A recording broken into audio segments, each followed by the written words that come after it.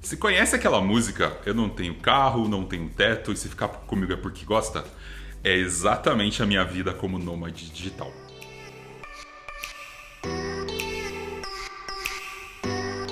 Eu sou Fernando Canarski, sou nômade digital desde 2015 e nesse vídeo eu quero te contar um pouco sobre como é a minha rotina de não ter uma casa. Pelo fato de ser nômade digital, ou seja, querer rodar o mundo, eu simplesmente não tenho casa, não tenho carro, eu não tenho praticamente nenhum bem físico que me prenda, inclusive, ao Brasil. E eu queria te contar, então, queria te compartilhar como foi isso, como é que funciona e como é que eu faço, então, para gerenciar algumas coisas do cotidiano que parecem simples, mas quando você não tem uma casa podem ser um problema. Bom, efetivamente, sem casa eu fiquei no ano de 2017. Isso quer dizer que entre 2015 e 2017, um ano e meio mais ou menos que eu estava como nômade, eu ainda tinha uma casa, eu ainda tinha um endereço físico no Brasil. Essa casa eu dividi o apartamento com um amigo, e aí ele resolveu casar, e aí eu tinha basicamente três opções. Ou eu alugava um apartamento só pra mim, ou eu comprava uma casa, ou eu simplesmente chutava o balde e desistia de tudo e vivia como nômade efetivamente. Eu resolvi pegar a terceira opção e hoje eu não tenho casa. Então, nos últimos 3, 4 anos, eu simplesmente não tenho um endereço físico, não tenho uma casa, não tenho bens físicos no Brasil. Então, como é que funciona essa rotina? Então, a primeira coisa foi deixar de ter uma casa e para isso eu tive que abrir mão de todas as coisas que eu tinha. Então, eu tinha cama, eu tinha guarda-roupa, eu tinha TV, enfim, tudo isso. Algumas coisas eu vendi, algumas coisas eu doei e eu fiquei simplesmente sem praticamente nada. Hoje, a minha vida ela se resume a basicamente 3 malas. Isso quer dizer que, no Brasil, eu tenho 2 malas que tem documentos, tem algumas roupas, tem algumas lembranças de viagem que eu acabei trazendo. Enfim, essas 2 malas têm coisas que eu não uso tanto, consequentemente elas ficam no Brasil. Quando eu passo pelo Brasil, eu acabo dando uma olhada, mas eu confesso que cada vez menos eu tenho olhado para essas coisas que estão na mala. E aí, paralelo a isso, eu tenho uma mala amarela, uma famosa mala amarela que quem me conhece já sabe que eu carrego ela para todos os cantos. E é nesta mala que cabem aproximadamente 22, 23 quilos, que é o que geralmente as companhias aéreas aceitam, é onde eu coloco as coisas que realmente importam para mim. E aí nessa mala eu carrego não só roupas, geralmente roupas para uns 10, 12 dias, como também eu carrego alguns utensílios, algumas coisas que eu uso muito no meu dia a dia, como por exemplo um Apple TV, então onde eu espeto em todas as TVs dos lugares onde eu vou, e também um fazedor de café. Eu tenho um fazedor de café Aeropress, porque eu também consigo fazer café não importa onde eu esteja. Então, além disso, tem vários outros acessórios que eu acabo utilizando, mas esses talvez sejam os mais importantes.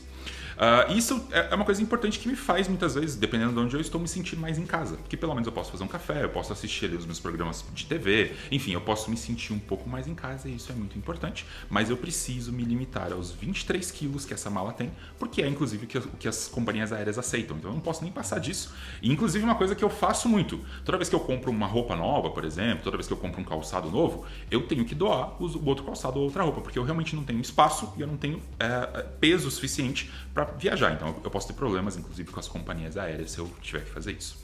Outra coisa que foi muito complicada quando eu resolvi virar nômade foi o endereço. No Brasil, você precisa ter um endereço para fazer muitas coisas, para você cadastrar a conta no banco, para você cadastrar uma conta para abrir empresa. Então, por exemplo, eu tenho uma empresa e para ela eu preciso ter um endereço. Então, assim, isso foi uma coisa que foi um pouquinho complicada no começo, porque assim, eu não imaginava que você precisava ter um endereço para várias coisas. Tanto o endereço quanto o número de telefone do Brasil. Tem bancos, por exemplo, que só aceitam abrir conta se você tiver um número de telefone do Brasil. Então, essas são coisas que sim, eu tenho. No meu caso, eu tenho o número da Claro, inclusive. Eu já fiz, inclusive, um vídeo falando sobre os meus planos de dados, como é que eu gerencio isso. E outra coisa importante sobre o endereço é que para ter a empresa, eu contratei um endereço virtual. Então existem várias empresas que fazem isso no Brasil. Eu utilizo uma empresa chamada Regus, que ela tem endereço em vários lugares do mundo, inclusive. E esse endereço que eles me dão é o endereço que eu uso para correspondência. Ou seja, toda vez que o banco precisa me mandar correspondência, ou toda vez que eu compro alguma coisa fora e preciso receber, por exemplo, eu mando para esse endereço, ele pinga no Brasil, e quando ele chega no Brasil, eles me avisam. Inclusive, se eu estiver no Brasil, eu vou buscar. Se não, eu peço para eles guardarem, eles guardam por um determinado tempo. Outra coisa que eu tenho um endereço na Alemanha. E esse endereço também é uma ferramenta, é um serviço que ele gerencia a correspondência. Então, por exemplo, para pedir cartão, para fazer algumas compras, eu consigo mandar essas correspondências para esse endereço da Alemanha. Desse endereço, eles me avisam e aí eu posso pedir para que seja entregue, inclusive, em qualquer lugar do mundo. Então, isso me ajuda bastante. Mas eu posso te falar que é um perrengue muito grande não ter o endereço no Brasil. Eu utilizo um endereço comercial, que é o endereço da minha empresa, e esse endereço também serve como meu endereço físico, meu endereço de pessoa física. Ou seja, quando eu preciso passar meu endereço no banco, alguma coisa assim, eu acabo passando esse endereço. E aí, falando em não ter casa, uma das coisas que eu me sinto mais frustrado muitas vezes quando eu estou viajando é o fato de não poder comprar coisas. Então muitas vezes eu quero, por exemplo, comprar um eletrônico novo, eu quero comprar um quadro, eu quero comprar uma lembrança e muitas vezes eu não posso comprar justamente por eu não ter espaço, por eu não conseguir guardar isso. Outra coisa que eu gostava muito, eu tinha bonsai, eu tinha plantas quando eu tinha uma casa. E isso eu tive que doar também, eu tive que me desfazer. Então isso é uma coisa importante se você quiser virar nômade, você precisa pensar como é que você vai desapegar. Se você for um nômade, como eu era no começo, que faz viagens esporádicas ali de 3, 4 meses e depois volta pro Brasil, você pode sim ter uma casa, você pode manter, se você tiver bichinho de estimação, você pode deixar aqui com os seus parentes, com os seus pais. Mas se você for um nômade digital mais raiz como eu, que realmente não tem casa, não tem nenhum vínculo praticamente com o Brasil, você vai ter que abrir mão de tudo. Então isso pode ser frustrante, inclusive, para algumas pessoas, mas é importante você saber que sim, você tem que viver com isso, você tem que viver com 22, 23 quilos. E para isso, inclusive, é muito importante você entender sobre técnicas de minimalismo. Então, se você nunca ouviu falar sobre minimalismo, basicamente é um estilo de vida e é uma técnica que você tem que basicamente se desapegar de tudo. Então, você tem que aprender a viver com muito pouca coisa.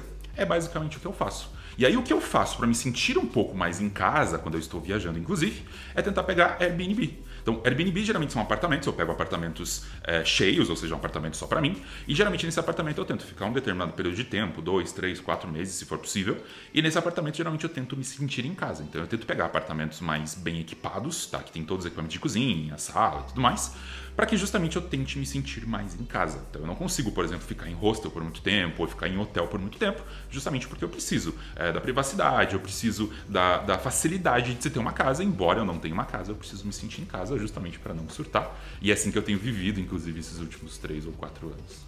E com isso, então, eu queria compartilhar com você como é não ter uma casa, né? Então, é uma coisa legal, é uma experiência muito legal. Existem esses perrengues, mas eu te diria que de uma certa forma é muito bom, porque a cada 2, 3 meses eu estou mudando de casa, eu estou vivendo ares novos, eu estou vivendo em cidades novas. Então, por um lado é muito bom, existe essa parte ruim que você não pode se apegar. Eu já passei por vários apartamentos que eu adoraria poder morar lá, mas eu simplesmente não posso porque eu estou mudando de país, estou indo para os outros lugares. Então, é um pouco dessa rotina que eu queria compartilhar com você nesse vídeo. Se você teve alguma dúvida, se você tem alguma dúvida sobre como é gerenciar uma casa, sobre como é essa rotina de não ter casa, deixe nos comentários, eu vou ter o maior prazer do mundo em responder. Se você gostou desse vídeo, lembre de dar um like, lembre de compartilhar com as pessoas que você gosta. E caso você ainda não seja inscrito no canal, por favor se inscreva. Aqui eu falo de dicas de nomadismo digital, eu falo sobre marketing digital, como Google Ads, Google Analytics.